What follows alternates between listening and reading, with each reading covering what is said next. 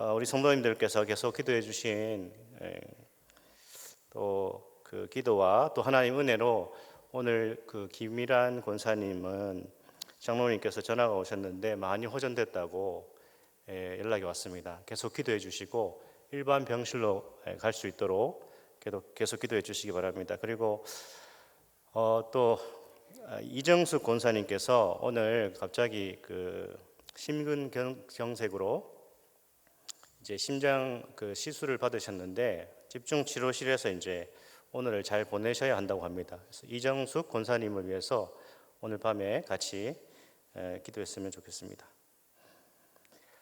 시편 94편은 하나님께서 일어나셔서 변호인과 세상의 심판자로 나서 주시기를 소망하는 시편입니다.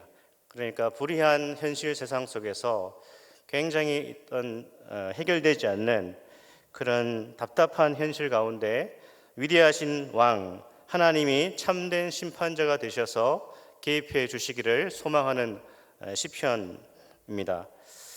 오늘 시인은 이 불의한 세상에 하나님이 나서 주시기를 지금 탄원하고 있죠. 1절, 2절에 보면 이렇게 반복해서 표현하고 있습니다. 여호와여 복수하시는 하나님이여 복수하시는 하나님이여 세계를 심판하시는 주여 일어나사 교만한 자들에게 마땅한 벌을 주소서.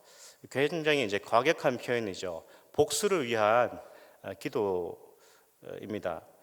하나님께 자신의 원수를 복수해 달라고 그렇게 간청하고 있습니다.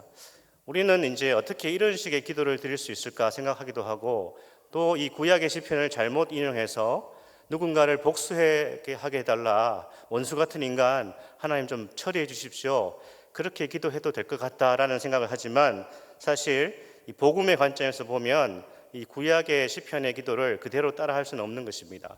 왜냐하면 우리 예수님께서 원수를 위해서 기도하라고 하셨을 때에 저주 기도하라는 뜻이 아니라 그를 위하여서 복을 빌라라는 의미를 가지고 있는 것이죠.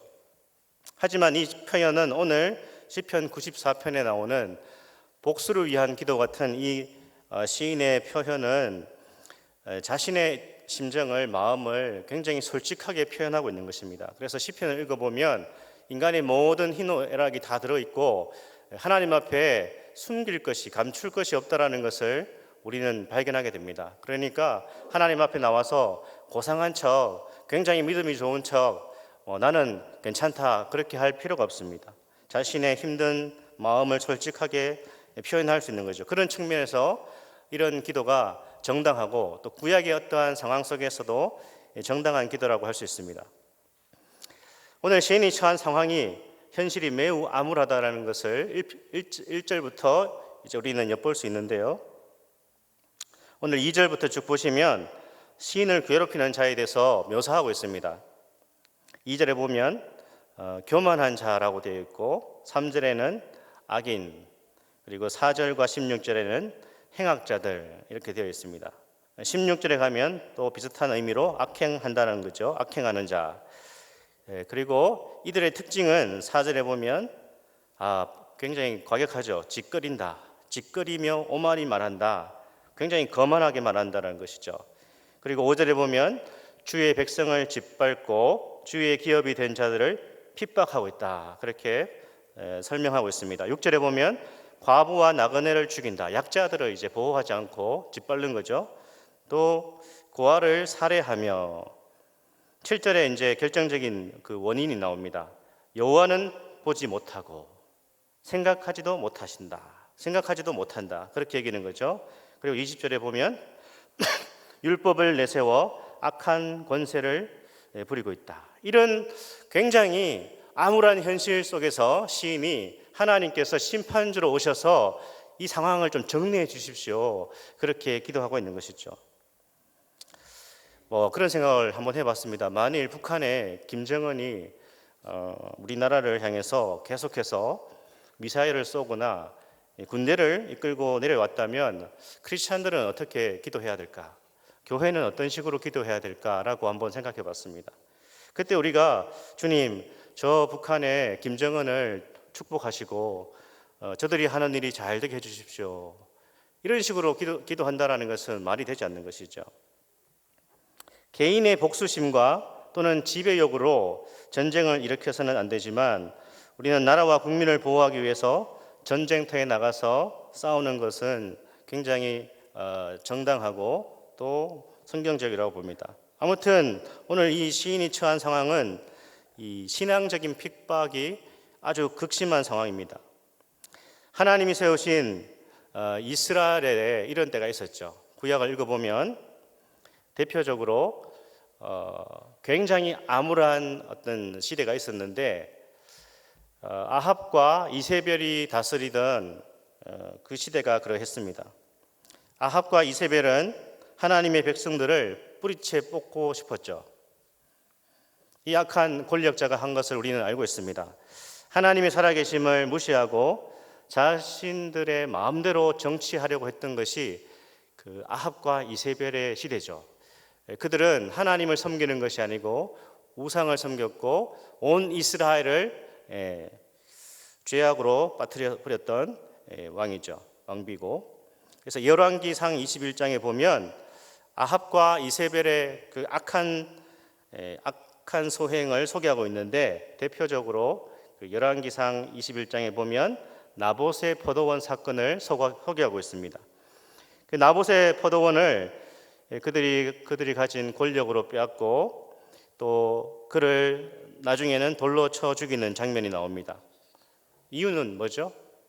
그 나봇의 포도원이 절대적으로 필요한 것이 아니라 그들의 권력에 대한 과시 그리고 욕망, 탐욕 때문에 그런 끔찍한 일을 저지른 것입니다.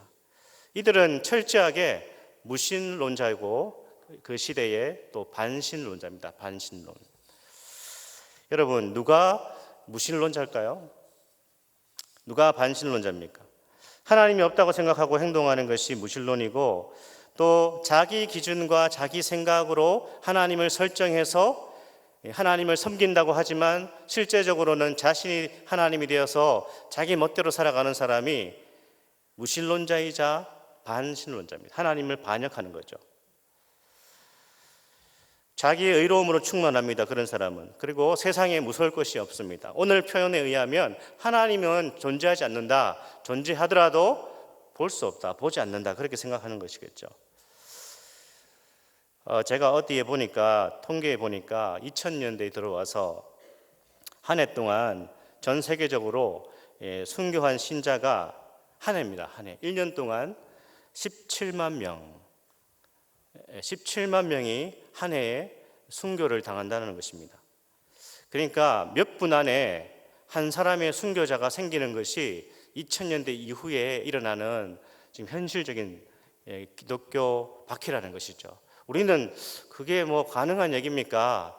1세기에나 가능한 얘기지 초대 교회나 가능한 얘기지 지금도 그런 일이 가능합니까? 라고 생각할 수 있지만 우리가 도저히 상상할 수 없는 믿기 어려운 그런 상황들이 지금도 벌어지고 있다고 합니다.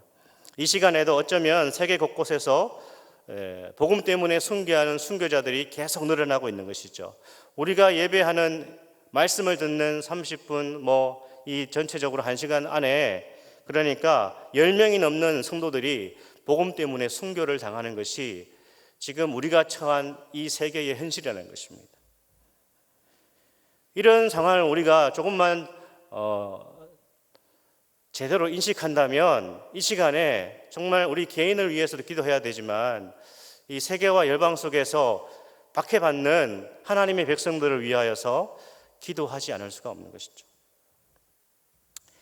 이것은 어떤 신앙의 영역뿐 아니라 우리가 살고 있는 시대와 사회가 무신론의 사회, 반신론의 사회가 되면 약자들과 하나님의 백성들이 더 이상 발 디딜 틈이 없는 것입니다.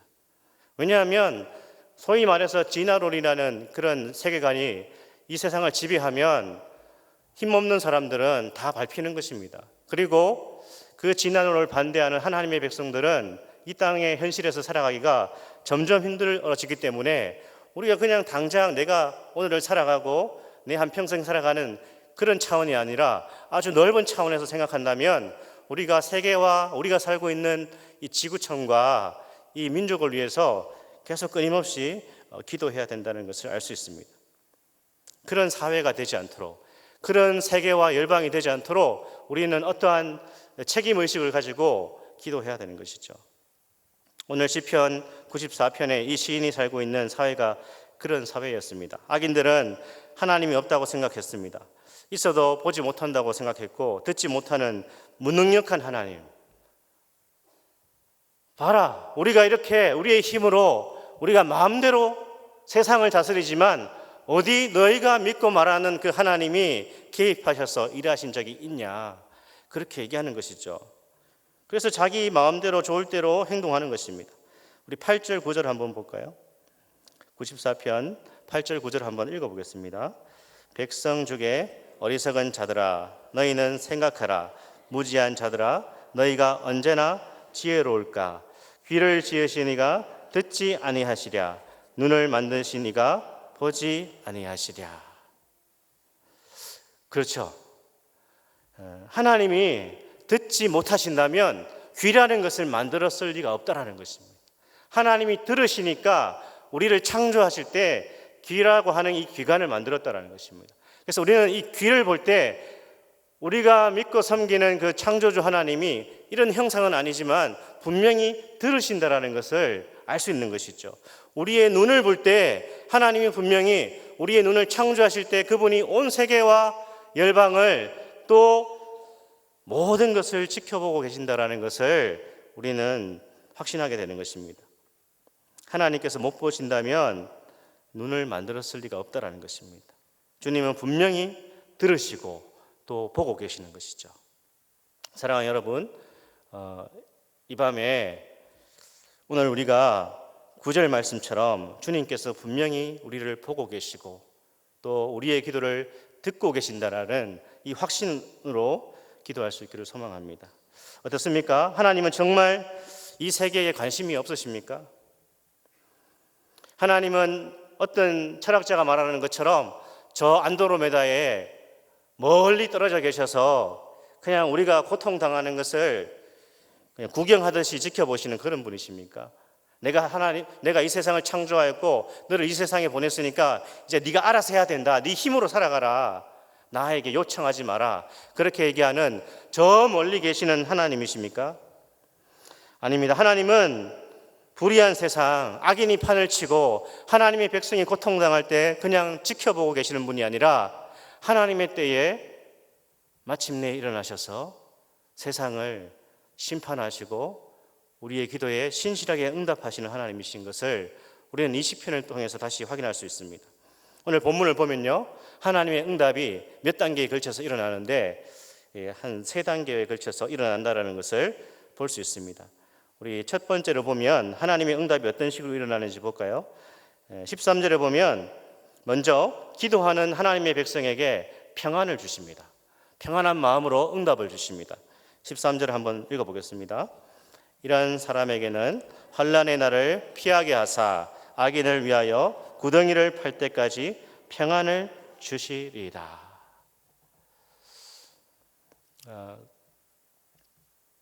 그냥 이렇게 우스개 얘기지만 여러분 뭐니 해도 머니가 최고인가요? 썰렁하죠. 뭐니 해도 머니가 최고가 아니라 이렇게 살아보니까 모르겠습니다. 머니가 있어야, 돈이 있어야 평안하다고 생각할 수 있지만 그게 좀 문제가 있는 거죠. 돈도 필요하죠. 물질도 이 땅을 살아가려면 필요합니다. 하지만 크리스천에게, 하나님의 백성에게 가장 중요한 것은 기도 가운데 하나님이 주시는 그 평안함을 경험하는 것. 그래서 인생을 이렇게 오래 산 성도님들의 얘기를 들어보면 사실은 어느 정도 그냥 먹고 살 정도만 가지고 있다면 그 기준은 다 다르겠지만 마음의 평안이 가장 좋은 것 아닌가. 여러분, 우리는 때로 답답한 가슴을 안고 살아갈 때가 있습니다. 사람들에게 털어놓기 힘든 어려움을 가지고 살아가는 사람들도 있습니다. 그런데 그 답답한 가슴을 안고 주님께 나와서 주님께 털어놓을 때 주님을 기다릴 때 주님께서 기도 가운데 우리에게 평안을 주실 때 그것이 최고의 응답이자 최고의 은혜입니다. 그것을 맛보는 사람만이 그 답답한 가슴을 안고 주님께 나와서 주님을 바라볼 수 있습니다. 사탄이 정말 노리는 것은 무엇일까요? 사탄이 정말 노리는 것은 주님이 주시는 그 평안을 잃어버리는 것입니다. 우리의 마음에 하나님이 주시는 그 평안, 그 만족을 잃어버리고 하나님보다 돈이 있어야죠. 한 100살 살아갈 수 있는 건강이 있어야지 평안하지. 내가 어떠한 직위에서 그래도 내 이름을 떨칠 수 있는 뭔가 명예가 있어야지 나에게 진정한 평안 아닙니까? 라고 말하고 싶은, 그러나 그런 것을 떨쳐버리고 세상이 요동치고 몸에 병이 생기고 원하는 계획이 실패하더라도 주님이 주시는 마음의 평안이 있는 사람은 끄떡이 없습니다. 그것이 주님께서 우리에게 응답을 주시는 첫 번째 순서입니다. 그래서 사랑하는 여러분, 우리가 답답한 가슴을 가지고 정말 힘든 마음으로 주님의 예배당에 올라왔지만 찬양과 예배 가운데 말씀을 듣는 중에 기도하는 가운데 그래, 주님께서 내 인생을 책임지셔. 주님께서 나와 함께 하신다. 어떠한 상황에 있더라도 나는 주님의 것이라는 그 확신이 찾아올 때 주님이 지금 우리의 기도에 응답하시는 순간입니다. 이 사실을 믿을 수 있기를 축복합니다. 이런 이 마음의 평안을 누리기 위해서는 늘 어떻게 해요? 나의 모든 것을 주님의 뜻에 맡겨야 됩니다. 그 훈련을 해야 됩니다. 그리고 인간적인 세상적인 욕심을 내려놓는 훈련을 계속하셔야 됩니다. 그래야 하나님의 평안이 찾아오는 것입니다. 참된 신자는 자신의 모든 소열을 하나님의 권한에 양도한 사람입니다. 순간순간마다 어떻게 해요? 나의 모든 것을 주님의 뜻에 맡기고자 하는 그 결단이 매 순간 일어나야 됩니다. 그리고 내 모든 것을 주님께 양도해드리는 그 훈련을 하는 사람이 참된 신자입니다. 그에게 주님이 평안으로 응답해 주시는 것이죠. 두 번째 기도의 응답은 어떻게 나타나죠? 18절과 19절에 보면 결정적인 실수를 하지 않도록 도와주십니다. 18절 19절도 한번 읽어보겠습니다. 여호와여, 나의 발이 미끄러진다고 말할 때에 주의 인자하심이 나를 붙드셨사오며 내 속에 근심이 많을 때에 주의 위안이 내 영혼을 즐겁게 하시나이다. 이 악한 사람들에게 특별히 시달리다 보면 자기도 모르게 실수를 하게 되죠. 어떤 실수를 합니까? 이제 그런 악인들의 틈바구니에 살다 보면 죄의 유혹을 받기도 하고 또 실제로 죄악에 빠지기도 할 수 있습니다. 큰 실수를 할 수 있습니다. 그 악인이 지배하고 통치하는 또는 이렇게 악인들이 괴롭히는 그런 상황에서 계속 살아가다 보면 그 큰 죄악의 유혹에 빠질 수도 있습니다. 그리고 큰 실수를 할 수도 있습니다. 문제는 인생에서 정말 크게 한번 넘어지면 일어나기가 힘듭니다. 근데 하나님께서 그런 유혹과 실수를 하지 않도록 지켜주시는 것이죠. 그래서 이런 힘든 상황, 악인들, 하나님 모르는 사람들, 그것이 누구이든지 간에 그런 힘든 상황을 잘 인내하고 나가면 정말 강한 멋진 크리스찬이 될 수 있는 것이죠. 여러분은 어떻습니까? 저는 가끔 이런 생각을 하게 됩니다. 물론 상대방에게 제가 그런 사람이 될 수도 있고 저에게 상대방이 그런 사람이 될 수도 있는데 우리가 이렇게 살아가다 보면 하나님께서 왜 저런 사람을, 표현은 사람이죠, 마음속은 그런 겁니다. 저런 사람을 내 옆에 허락하셨을까? 이런 생각을 다 하지 않습니까? 직장 생활이든 뭐 하여튼 공동체 안에서든.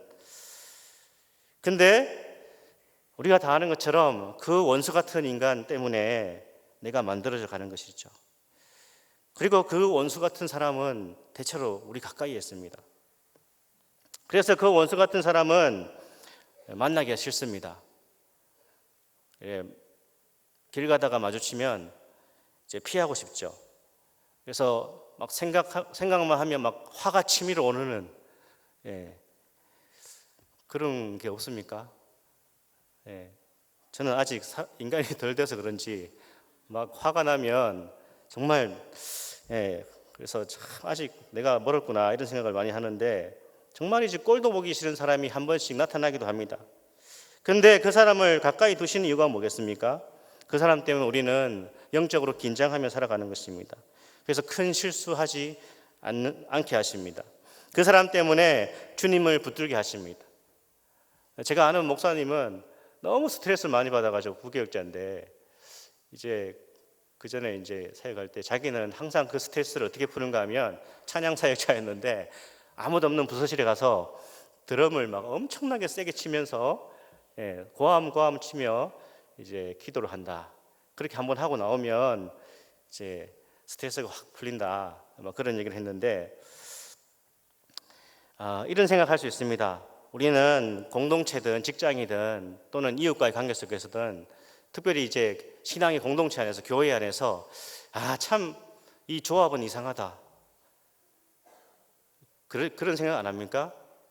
이런 조합밖에 없나? 이런 생각을 하지만, 우리가 하나님 말씀 안에서 비추어 보면 완벽한 조합이다, 그렇게 고백해야 되는 것이죠.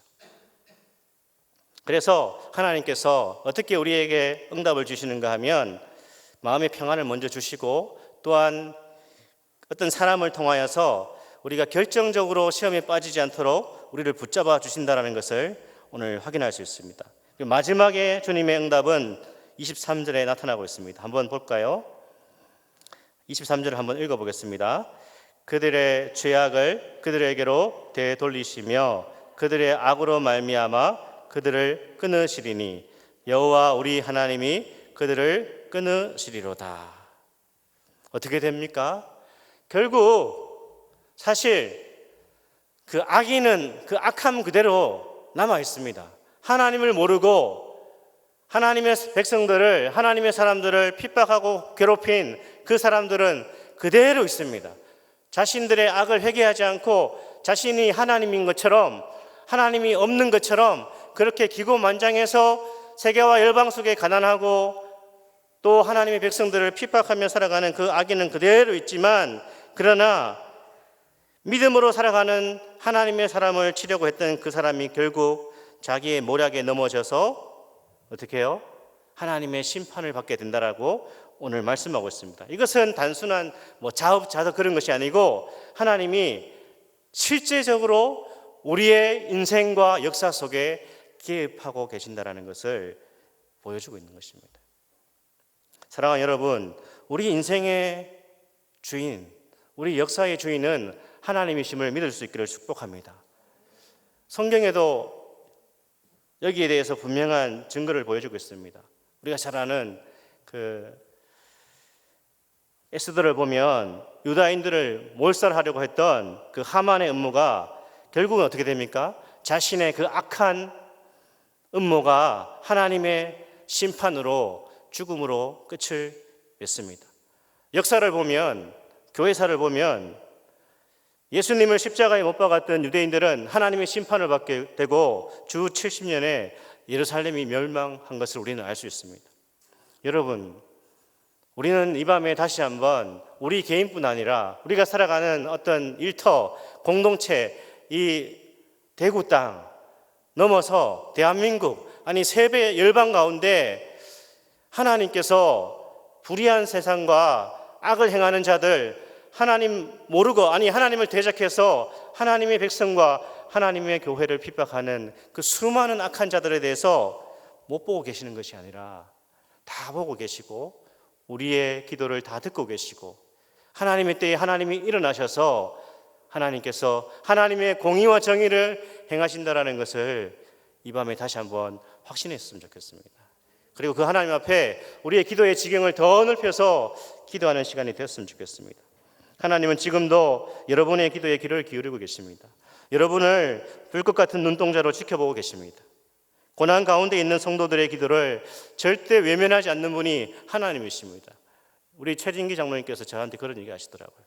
울먹이시면서, 목사님, 하나님께서 기도를 들어주시는 것 같다고.